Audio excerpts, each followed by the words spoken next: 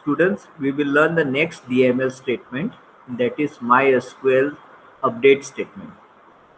This statement is used to update data in the table. It allows you to change the values in one or more columns of a single row or multiple rows. The following is the basic syntax of the update statement. So, in this syntax, first you specify the name of the table following the update keyword. Second, you specify which column you want to update and the new value by using the keyword set or by using the set clause. You specify the column name and the new value. You can also update multiple values at the same time. So you could specify multiple column names along with multiple values. Each column name and value pair is separated with the help of a comma. Third, you can specify which rows are to be updated using a condition in the where clause. The where clause is optional. If you omit it, the update statement will modify all the rows in the table. So therefore, the where clause is sometimes important that you should not forget. So if you want to update only one row and you forget the where clause, then all the rows may get updated. So although it is optional, the where clause is quite important. The MySQL also supports two modifiers in the update statement. The two modifiers are low priority and ignore. So the low priority modifier instructs the update statement to delay the update until there is no connection reading data from the table. The ignore modifier enables the update statement to continue updating the rows even if errors have occurred. The rows that cause errors, such as duplicate key conflicts, are not updated.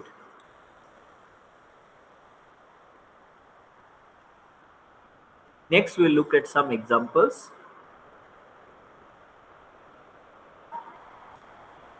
So, we will use the MySQL update to modify values in a single column in the first example. So, you can consider the employees table. Okay. So, suppose in the employees table, there is an employee, Mary Peterson, okay, having an email ID mary.peterson, okay, no n, at classicmodelcars.com. You can retrieve the data for this using the select statement. Okay, you can find Mary's email from the employees table by using the following select statement. Select first name, last name, email from employees where employee number equal to 1056. So Mary's employee number is 1056. So we use that to obtain the first name, last name and the email. Okay.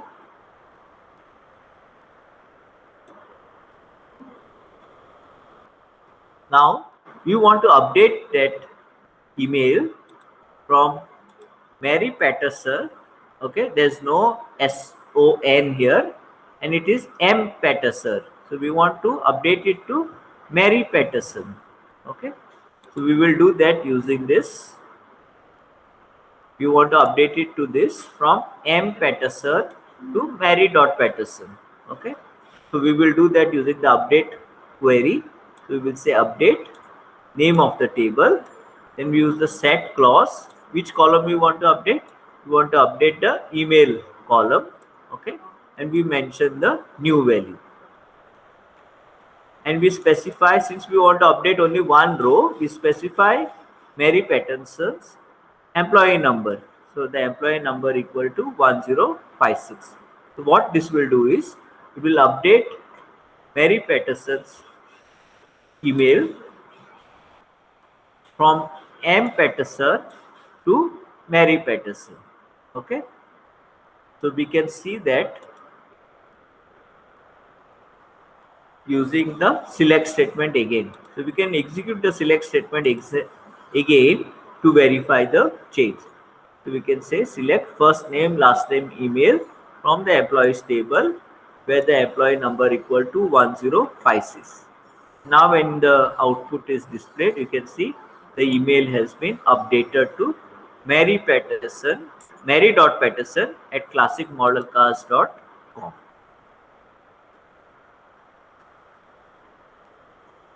We can also use the MySQL update statement to modify values in multiple columns. To update values in multiple columns, we need to specify the assignments in the set clause. For example, the following statement updates both the last name and email column of the employee number 1056. So we can update simultaneously two columns. So we will see how to update two columns at a time. Basically, you can update n columns at a time.